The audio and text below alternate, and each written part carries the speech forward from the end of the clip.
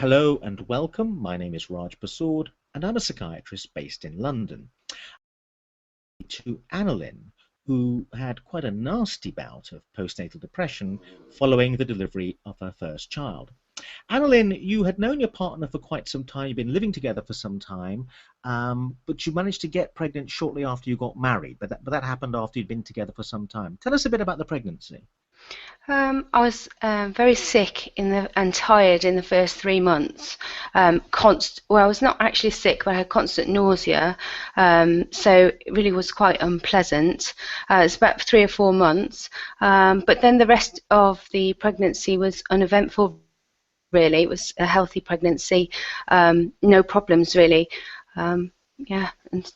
But you must have been feeling good about it, though, because in fact you got pregnant quite rapidly from the time you started trying. Yes, I was happy about being pregnant. It didn't feel real at first, actually. When you have your first baby, it didn't quite feel real. I don't think it was till I really had quite a big bump that it felt like I was actually going to have a baby. So things were good, but then things began to go wrong when it came to the delivery, and you passed by your due date. Is that I, right? yeah, I did. I think I was 10 days past my due date, and they asked me to go to the hospital to have an induction, which I did. And nothing much happened really initially. I went in the morning. We were told we were monitored, and then I had a walk around the hospital, and then continued to be monitored. They put a baby heart monitor on to my tummy to hear the baby. And my husband was sent home about tea time because they expected me just to stay on the ward overnight. Not much to happen really. Then what Yeah. happened? Then, after my husband had gone home, things started to, I suppose, go. I suppose now we know perhaps a little bit wrong. So the baby, the heart monitor was showing that the baby was quite distressed. They couldn't follow its heartbeat, and at this point they wanted to take me straight down to the labour suite. And the midwife said that they would ring my husband, so they did. Went down to they. It was quite quick. I was rushed down to a labour room, and a doctor, I think, registrar woman, a lady doctor. They didn't really explain what they were going to do, but they broke my waters with. They used like a little. It looks like a knitting needle, really. But again, it wasn't explained to me. It was very frightening. I hadn't. My cervix hadn't dilated at all either, so it was quite painful as well. And they thought that breaking my waters would encourage the labour on. My husband still wasn't back to the hospital because we live a good 40 minutes away from where I had the baby. Hmm. And when he came back, I think that then what had happened was they were prepping me ready for theatre because they'd already told me at this point that they weren't willing to wait for me to go into labour after breaking my waters. Now they wanted it to be, it needed to be an emergency situation. So I think my husband came in the door as I was being whipped out of the labour room on a bed and Mm. down to theatre. He then joined me once he put his scrubs on, but it was, I suppose, it was very traumatic, and I described it to people but a while after when I started to talk about it, it was a little bit like a horror movie. So I was being wheeled down this corridor, I was just seeing the lights above me, and straight into a theatre. They then struggled to get the epidural in, which is an uncomfortable and unpleasant experience anyway. And but they did get it in, luckily. So I had an epidural rather than a general anaesthetic. And then the baby was born, and I remember clearly the anaesthetist. I think he was almost like the savior of the situation. I remember him looking over me and saying that everything's going to be all right now. And at that point, I suppose the epidural, everything was kicking in. So I couldn't feel anything apart from some pressure, I presume, where they were pushing and pulling to get the baby out. So yeah, that was my experience of the birth of my baby, my first baby. And then he struggled for a little bit. I think he had they he didn't cry for a while, and I think from what I remember, well, I remember my husband looking over and looking quite worried because he was sat beside me, but they put a screen between you and your bottom half so that you can't really see what's going on at all. But eventually he cried, and then they brought him over to me and showed him to me, and then I was in recovery for quite a while afterwards before I was put back to the ward, really. And what Yeah. happened on the ward? Uh, well, again, I suppose, I mean, in hindsight, I don't feel that my care was managed particularly well. They didn't tell me basic things like, for instance, I had a catheter put in because that's what happens when you have when you have a cesarean section. But because it had been an emergency situation, I hadn't had none of this sort of told to me before it happened. So just something as just finding out that you have a catheter in is quite a strange experience, and then understanding how to manage that. You can't sit up because you can't feel your legs, and just things like that were quite frightening, really. And you've got this tiny baby who you really just want to get hold of, who's in a cot beside your bed, but actually physically you almost can't get to that baby without help. So that was my experience of the ward afterwards. How long did that go on for? That only went on, I think, for a couple of days, and then I was up then, and I think I didn't have a shower until, I don't think I had a shower till at least 24, 48 hours afterwards. And I wasn't very mobile at all. I did have an emergency cesarean for my second child as well. Not funny enough, because that's the way it went again. But it was a very different experience. So with my second one, it was up straight away, very, very different. But I think the trauma of the first one left me sitting in bed, really wondering what was going on and what to do next. I was frightened to move, various things like that. So yeah, and then I struggled to feed the baby, and I was determined to breastfeed. That was one of the things that I wanted to do, and I really struggled with that because, because when you have a cesarean section, apparently the milk takes longer to come down. I wasn't aware of that at the time, but also because my first baby had struggled to latch on. But because I was so determined, I think I just persevered with that, and that continued for weeks, well over a month after as well. Once I got home, I struggled with the feeding as well. Do you think you came under a lot of pressure to breastfeed, and that may not have been helpful, or you were putting pressure on yourself? I've thought about this a lot, actually. I was under a lot of pressure from myself to, things in my mind were to be a certain way. So for a start, I wouldn't have ever imagined being induced. And then I certainly wouldn't have ever imagined, I think I knew about things like cesarean sections, but in my mind, everything around me at that time in my life, I was probably one of the first people out of my very close group of friends to have children. It was all about, for me, getting it right, or doing things the way that I thought they should be done, having a birth plan.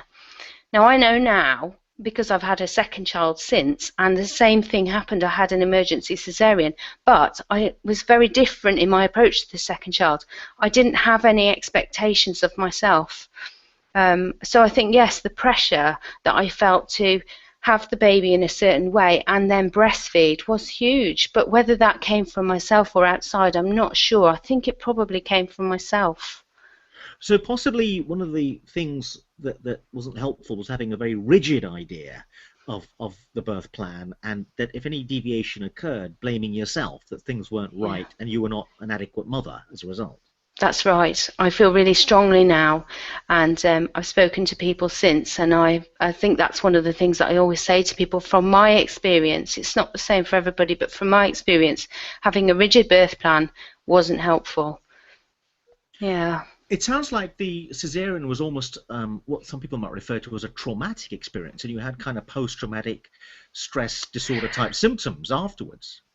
I did, yes. I had a lot of flashbacks for a long time afterwards, and even now, 8 years later, it's very, very vivid. Some of the memories I have, particularly some of the unpleasant memories. In fact, I'd have to say that the unpleasant memories outweighed any pleasant memories, if that makes any sense, even now. So, yes, I think I did have quite a lot of trauma during the birth, and it did cause problems. What were the unpleasant memories? Memories of being handled perhaps by doctors that didn't really talk to me, didn't really involve me a huge amount. I felt did things to me without really explaining what they were doing. But I suppose in an emergency situation, I've thought about this, that, that can't always, there isn't always time. And I remember one of the nurse saying to the doctor who broke my waters, she said to her, what category is this? And I think, and when the doctor at that point said it's a category 1, we haven't got time to wait for her husband to come. She needs to go now. So it was very scary, really. So I remember all those sorts of things. I remember the pain, and yeah, afterwards I had unusual pains in my lower back when I was upset. So, and I did cry quite a lot afterwards, usually during the night when nobody else was around. And I think probably when I did cry on the wards, I tried to keep it to myself. But all that discomfort, I suppose, all that emotion, that expression of emotion was in my body. So it was hurting. Yeah, I don't know. I remember those sort of traumatic things. So you were keeping a lot of it to yourself. Were you not expressing how you were feeling to your partner or anyone else? No, not really, because again, I think this comes from the pressure that I felt, probably from the pressure that I was putting on myself. But people told me it was the best thing that was ever happened to you, and that you would fall instantly in love with your baby, and all sorts of things like that. They told me, and I'd read in books. I don't think people taught. I'd read books and things as well. I didn't feel like that, so I guess that set me up to not to. I was very guarded about. I was good at putting a mask on, I think. Although I know now that the people closest to me knew that I wasn't all right at the time. I didn't, for instance, I didn't want to I didn't want to contact. I've got some very, very good close friends. I didn't want to speak to them. I didn't want to answer their text messages, and I didn't want to speak to them on the phone. Yet I think they were probably desperate, because I was, one of the first to have a baby within our circle of friends, and I think everyone wanted to know what it was like and stuff. But I didn't want to speak to anybody, because I think I knew I'd have to lie about it, really. Yeah. Sometimes young mums don't want to talk about what they're experiencing, particularly if it's a negative experience, because they're frightened that social services will come and take the child away. Was that an issue for you? Was that part of the concern? No, I don't think that was ever a concern for me. I've got an incredibly good husband who's very hands-on, and even from day one he was in the hospital changing the baby and sorting out the bath and everything, and looking after me as well, really. I mean, he coped with, because it was traumatic for him as well, actually, and I forget that sometimes. And I have a very good extended family. My mum particularly was very hands-on, so I never really thought that there was going to be any problems. And actually, I was meeting all the baby's needs, probably to the detriment of my own self, if that makes any sense.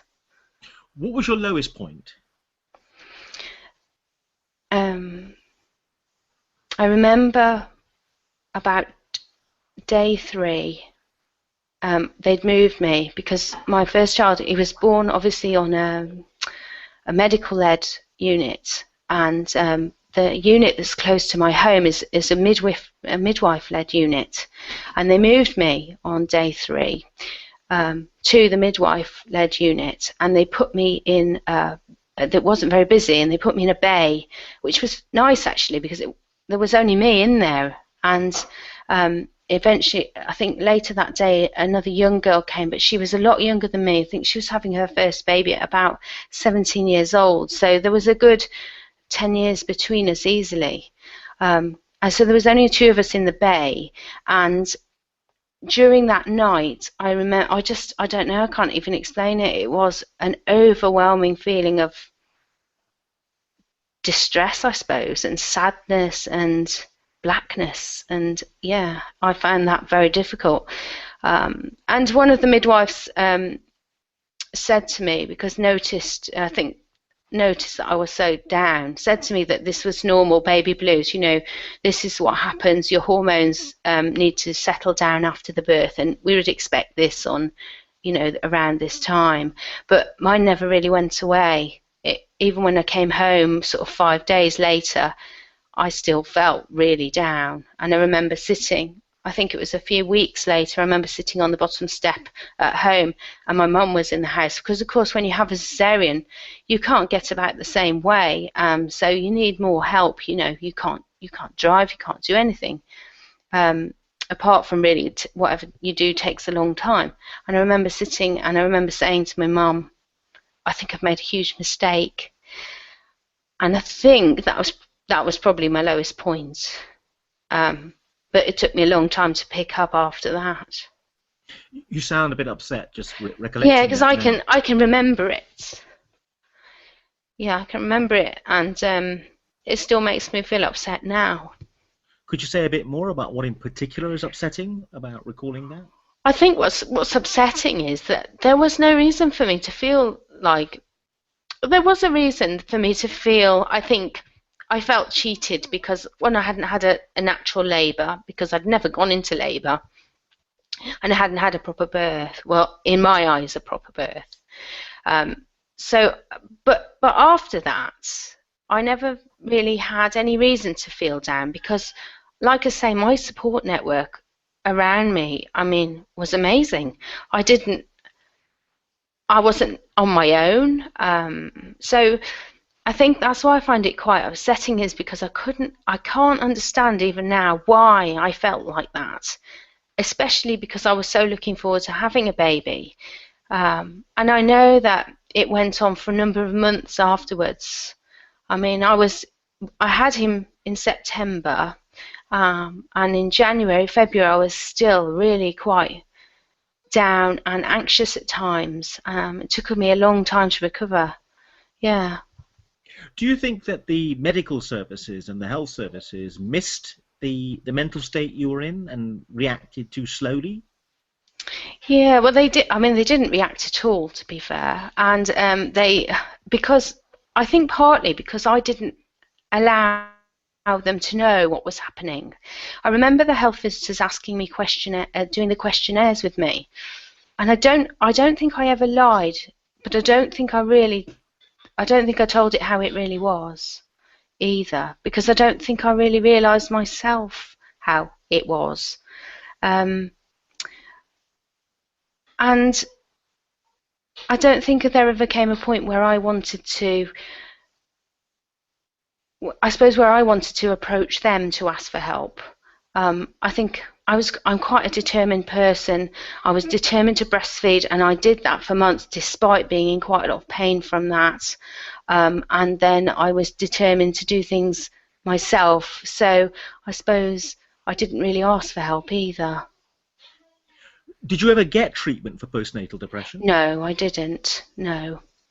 Do you think you had that, though? Did you think I had? What do you mean? Postnatal depression? Do you think you had severe depression I think I after did. the delivery? yes, I think I had a postnatal depression, and definitely experienced some anxiety as well, which was unusual and abnormal for me.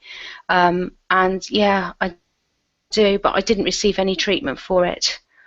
What about connecting with the Association for Postnatal Illness? What happened there? Right. Well, that's only a recent thing, actually. I've recently volunteered for that. And the reason that I did was I came across it. There's a couple of a couple of times since I've had my children, I've had involvement with other women. One was a very, very good friend, and one is a wife of one of my husband's friends. Who have both experienced postnatal depression and struggled with the birth of their first child, and I've become involved that way, and whilst looking for some online resources really for the last person, or the person actually that I'm involved with at the moment, I came across APNI, and I've registered as a volunteer thinking that it would be helpful. I had experience as well, because when I was breastfeeding my first child, I explained it was very difficult, and it was very painful, to the point where perhaps in hindsight, maybe I should have given up, but I didn't. I carried on breastfeeding for 14 months. But I contacted the Lalesh League, which is a support network for breastfeeding, and I had a telephone volunteer ring me and speak to me, and I found that really useful. So I think when I saw the APNI website, I felt that I could perhaps offer something to other women that were experiencing things like this. What are your thoughts now about postnatal depression, given that you have helped out as a volunteer and you've experienced it yourself? Do you think it's something that is inadequately recognised by health services and isn't properly looked after? I think it's. I hope it's become people are becoming more aware of it. I suppose I have a professional background in mental health nursing, and I'm actually very interested in supporting new mums and babies. I work with children anyway, and I think the awareness is becoming more now. I think there are health visitors perhaps are trained to perhaps ask the more difficult questions, the questions that we don't ask people. I wonder sometimes because we don't have the confidence to know what to do with the answers to those questions. I think it might be getting better now, but my experience was from 8 years ago, so I can't really comment now on how things are, because personally I haven't had a baby since, I think my youngest one is 5 now. So Sometimes when people are feeling very low in the midst of a postnatal depression, they develop strange ideas about the baby. Did that ever happen to you? I don't think I ever developed strange ideas about the baby. I developed strange ideas about the outside world and the house. I remember becoming incredibly anxious about dirt in the house when my house wasn't particularly dirty. And I also had, I think, strange ideas about, I didn't want to be left alone in the house with the baby, but I don't know what that was about. I knew I could look after the baby, and I knew I could keep the baby safe, and that wasn't a problem. I can't really explain it. Yeah, but I definitely had some odd ideas about keeping the house clean. Yeah. But you did recover. What do you think was the cause of the recovery? I think just time, and I think just my processing what had happened to me. So eventually, I just think I just got better. I just slowly got better, and more confident, and able to let go and not relive those memories all the time, because I think I was coming to terms with what had happened to me, and I think I just moved on naturally. I think time just helped me to move on, but I had a good support around me, so I was able sometimes to get the sleep that I needed because my husband would look after the baby. Things like that, and practical things like my mum would come and help me with keeping the house tidy and things like that. That made it easier, and I think naturally I just got better. What about the second pregnancy and delivery? Do you think there was eh, anxiety about that, given what happened the first time around? And also, how did you cope second time around? I didn't want to get pregnant again, actually. Well, actually, no, that's not true. I wanted to have two. I always wanted to have two children. I think, and when there's 2.5 years between my children, I have to say it wasn't an accidental conception, but it wasn't a planned one either. And I think the reason that is because I knew that I had to get pregnant to have another baby, but I was frightened too because of what had happened before. So so eventually I did anyway. And at first, I don't know, I was quite anxious and worried about it, but the pregnancy was good. Again, experienced a lot of nausea, but it seemed I could cope with it a bit better because I was expecting it. And I had some support from, I was given a referral to the hospital, I had a referral made to the hospital as I'd had an emergency cesarean beforehand. So they had to ask me how I felt about things. They did, and we decided to go ahead with a natural labour, and I went into labour myself, and I actually had a full labour with my second child, which strangely enough, as uncomfortable as that is actually quite rewarding when I'd felt quite cheated previously because I had never had a labour before. And when it got to the I suppose the delivery stage, it was clear that I wasn't going to deliver naturally, and I then had another emergency cesarean, which was again rushed and an emergency situation, but I don't know, it just didn't feel as bad. And I think the reason it didn't feel as bad is because I didn't have such a rigid idea of what was going to happen in my head as when I had the first one. And as long as the baby was, that's all I was worried about. As long as the baby's healthy, then everything else will be fine. But my experiences again of the second one, the aftercare in the, I suppose wasn't great. It was disjointed. I had different advice from different people. Some of the midwives would advise me to do one thing with regard to feeding, and then I'd get different advice from the next shift that came on duty, which I found quite confusing. And again, I lost my confidence while I was on the ward, but as soon as I came off the ward, I was fine, and I didn't experience any postnatal depression with the second baby at all. What would your advice be to any young mums listening to this, either experiencing low mood or worried about it happening to them? If you're experiencing it, talk to people, I think. Just be aware that we all do wear a mask and we don't want to let people in, but sometimes I think it might be helpful to let people know how you're feeling. Don't feel, I suppose, guilty or ashamed to have these experiences, because it's not always as it says in the books. It's not always as how your friends have said to you. You know, sometimes it takes time to love that baby. Sometimes it's quite a shock, you know, to have your first baby. And I suppose the only thing that I have said all the way through this interview is that I think putting too much pressure on yourself to do things a certain way is not helpful, because it's a natural process. It will go the way it goes, and we don't really have that much control over it. So yes, I think that's probably what I would say.